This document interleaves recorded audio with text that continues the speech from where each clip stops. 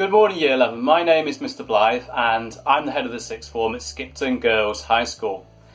In this morning's short video I'm going to be talking to you all about life in the sixth form. But before I start, I'm going to introduce you to some key members of staff who work very closely with our sixth form students. First of all, we have Mrs Uren, who's just going to give you a very quick wave.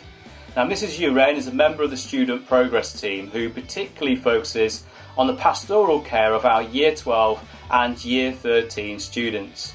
I'm now going to hand you across to our assistant head of sixth form, Mrs Pitt. Welcome to Skipton Girls Alternative Taster Day. My name is Mrs Pitt. I am the Post 16 leader, an art teacher and an ex-student myself. I shall now hand you over to Mr Blythe, who will tell us more about our outstanding A-level results. Skipton Girls High School, we achieved some absolutely outstanding results in the sixth form. For example, an article written fairly recently in the Craven Herald highlighted that our sixth form results were some of the best in the country. To illustrate this further, I will now show you the latest A-level results. The percentage of A-star to A grades was 38%. The percentage of A-star to C grades, 89%. And the ALPS T-score 3-year average was a grade 2. So what is an ALPS Level 2 T-score? Well, ALPS analyses the academic performance of the sixth form by comparing examination results on an individual and subject-based level at Skipton Girls High School compared with schools and colleges nationally, based on the quality of teaching and student outcomes.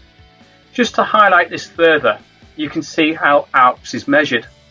If we had an ALPS grade 8, the academic performance of the sixth form would be relatively poor and absolutely freezing cold in that blue area towards the bottom of the ALPS indicator.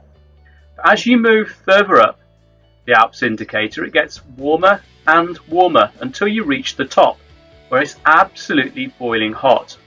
And we are in the ALPS 2 category, which means the results in the sixth form are outstanding and puts us in the top 10% of schools nationally for adding value at A-level through supporting students to reach their target grades and to go beyond them.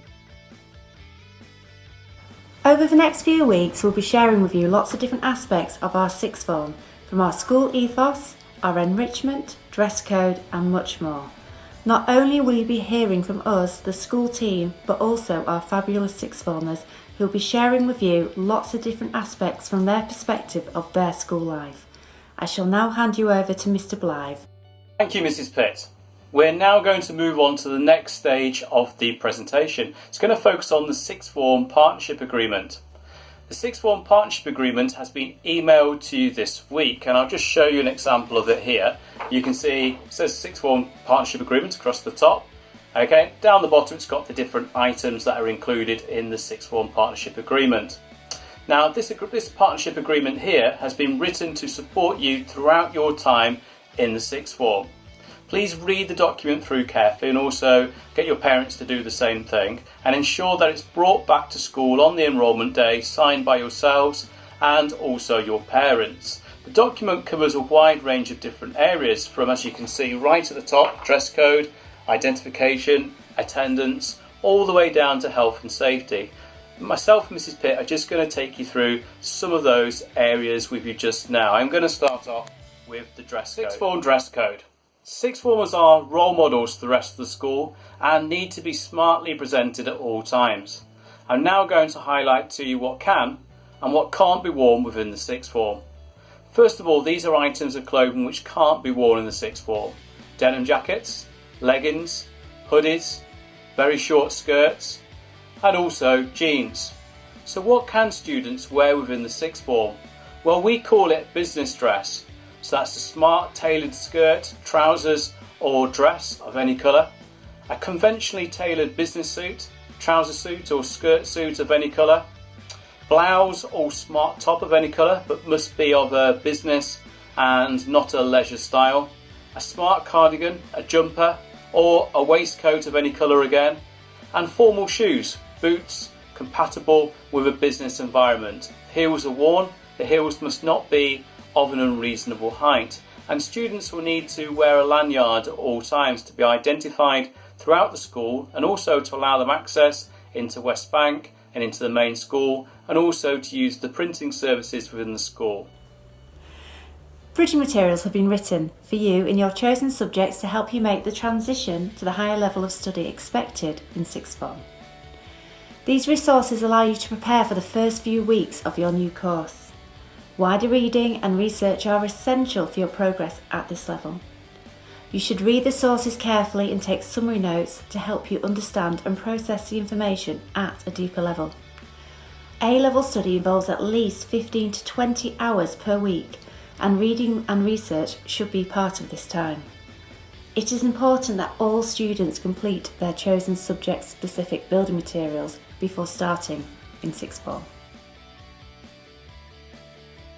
So the target for all sixth formers is 96%. Some students have said in the past, well, isn't 90% attendance okay? Well, yes, it would be if it was a test. It would be an A star. But what it really means is that you'll be missing 4 school weeks in year 12, which is a bit like me saying to you, okay, well, forget about January, just come back in February. Obviously, this would put you at a serious disadvantage. And if your attendance drops down to 85%, which again sounds okay, if it was a test, it would be an A grade, what it really means over 2 years is that you'd miss a whole school term, which would definitely put you at a serious disadvantage. And the research that's out there shows that for every 10% that your attendance level decreases, your achievement will drop down by 1 grade. So it's in your interest to maintain high levels of attendance. In year 12, all students are expected to be on school site from 8:50 until 3:40, excluding lunchtime. So if you wish to, for example, go down to Morrison's for your lunch, that's absolutely fine. But make sure you're back for period 3, which is the lesson straight after lunch, and that you're punctual for that lesson.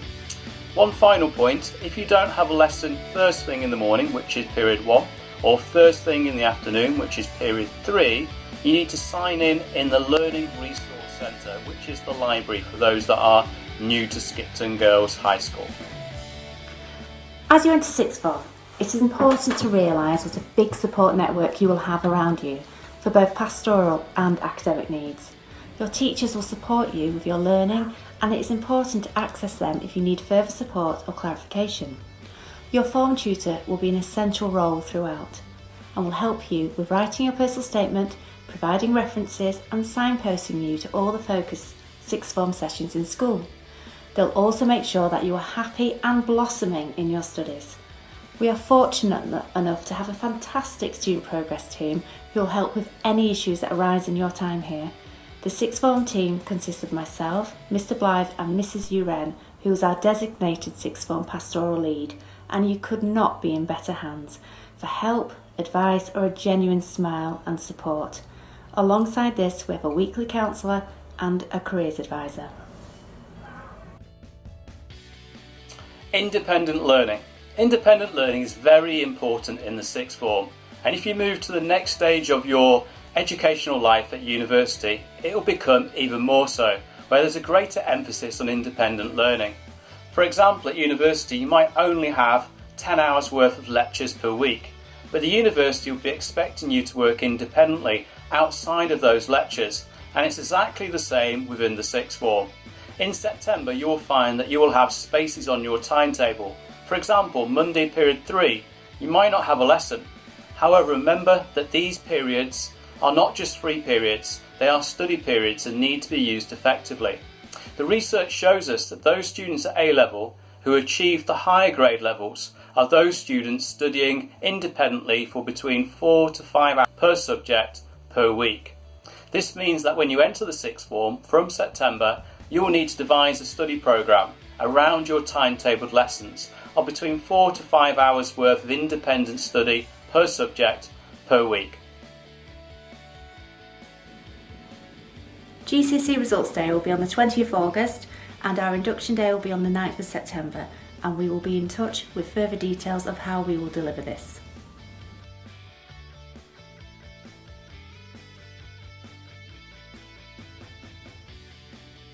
Thank you, Mrs. Pitt. So, moving on to enrichment activities and visits. We have a wide range of different enrichment activities and visits within the sixth form. For example, there's the opportunity to start up your own business through the Young Enterprise programme, where students start the year brainstorming a particular idea that they have for a business, and they run that business for the whole year.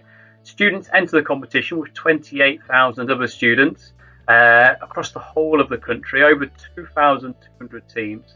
And we've had some very successful teams in the past, such as We Are Yorkshire. They were first in the regional round, first in the North Yorkshire round. Eventually they went on to the Yorkshire round and they were first again, and then ended up in London on the south bank of the River Thames at the National Film Institute, where they competed against the other finalists and eventually came third in the whole of the competition. But that was an extraordinary performance and achievement for that particular group. The skills that they learned could not only be used within the sixth form in their A-level studies, but also beyond.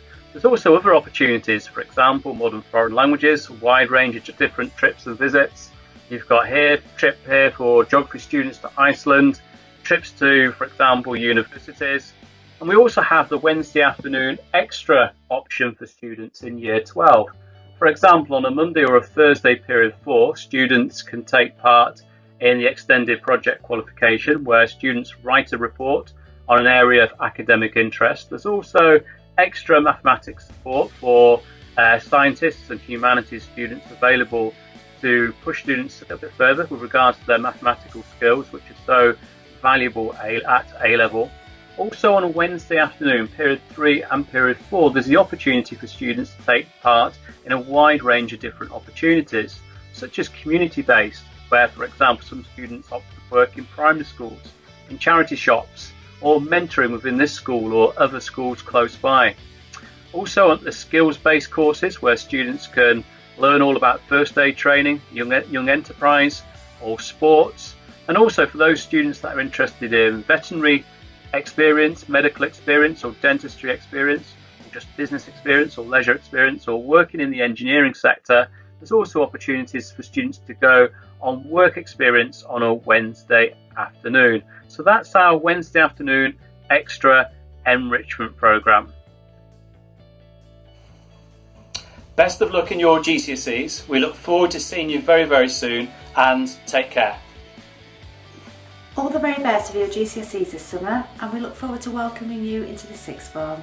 See you soon.